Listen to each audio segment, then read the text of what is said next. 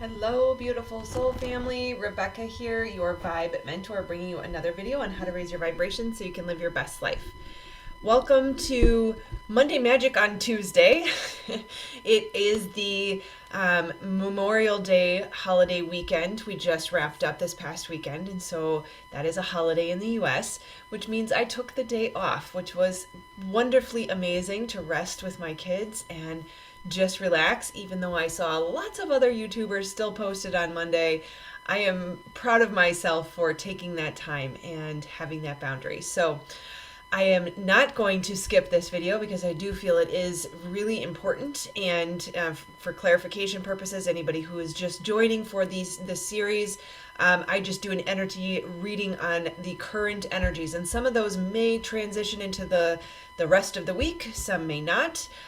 Sometimes it is a spillover from the week prior. And so really it's just giving you a sense of how I'm reading the energy.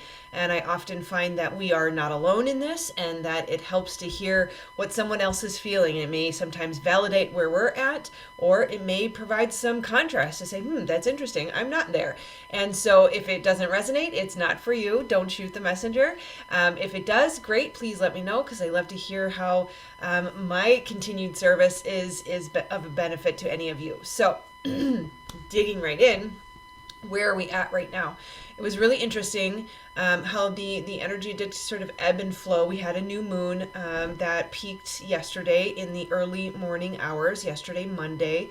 What was that? May 30th. Today is the 31st. And it building up to the full moon, the new moon was not as bumpy as some can be. Generally Friday and Saturday was pretty easy. Sunday was pretty easy. And then I would say there was sort of a momentum of, sort of a picking up of the momentum of energy.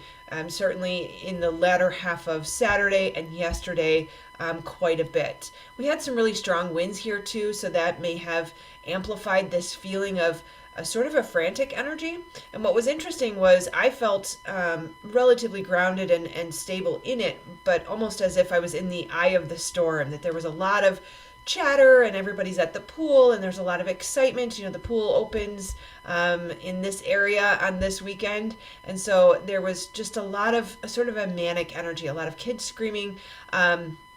And as I sat and meditated with sort of that interesting ramp up and momentum of energy that we just experienced, it kind of felt like a screeching to a halt, or rather I wrote down a car being thrown into reverse while driving, right? That Mercury is currently retrograde in the sign of Gemini, where we just had the new moon. And so we've got, actually Mercury is in Taurus currently, but moving back into Gemini, the sign of Mercury. So you've got a lot of mental energy in the sign of mental energy.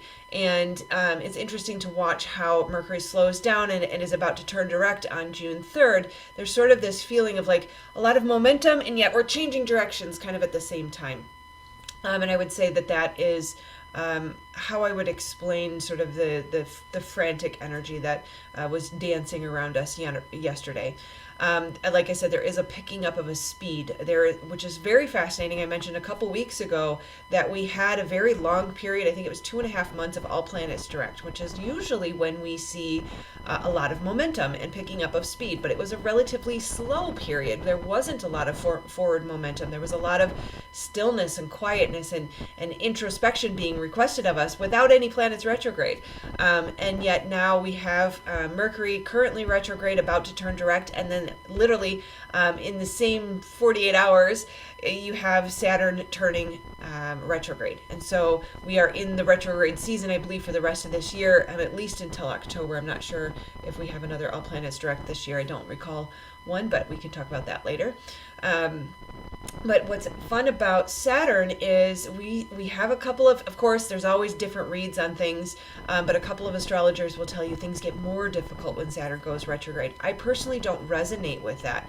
What I'm getting a sense of is that there's actually a little bit of a reprieve, that as Saturn goes retrograde, there's less pressure around having to do difficult things. And of course, it will impact you differently depending on the type of person you are. Being a Capricorn rising, I do have that general sense of how to work with Saturn, so it doesn't feel as impactful, but you may see that differently. So what I'm sensing, like I said, is sort of that picking up of speed. We're gaining momentum, and yet we're kind of throwing it in reverse. It's almost like we're going to take a new and different approach. And I suspect by the end of the week, come Friday, we'll likely have some clarity around how this is going to play out in your life. And I'll just give you some examples of my own personal experience that Gemini is my 6th house, which is a house of day-to-day activities, health, and wellness, and sort of how we take care of our body. And so there's been a lot of mental activity around the relationship between the mind and the body, and how to unify the body, and how to reconnect, and how to heal.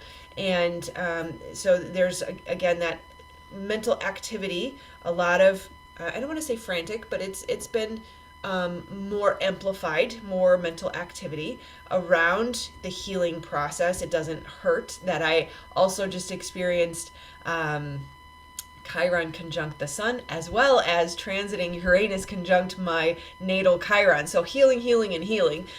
Definitely a theme going on right now. But for the sake of illustration, more mental activity around how there is too much mental activity, and that there needs to be less mental activity and more focus on the body. And I'm sure if you follow this channel, you know there's been quite a few videos around reconnection with the body, the power of the body, and the gifts that it has for us. And in the meditation for today's video, the figures were offered that we currently are about 80 to 90% mental right now, and we really want to get to 20 or 30% mental. And I am nowhere near that. I can be honest that if I'm going to sit down and have an 8-hour work day, that's quite a bit of mental activity. That would require a lot less work time to be only 20 or 30% mental. And so again, it's like we're being asked to revise and revisit how we approach life. That for the sake of the future and the plans and the new earth that we are being asked to create, we will have to forego some of our old habits or even structures or routines that maybe an 8-hour work day is not serving the way that being asked to serve moving forward. It may be that working out in the way that I have been very consistently with the same workout 4 times a week, right?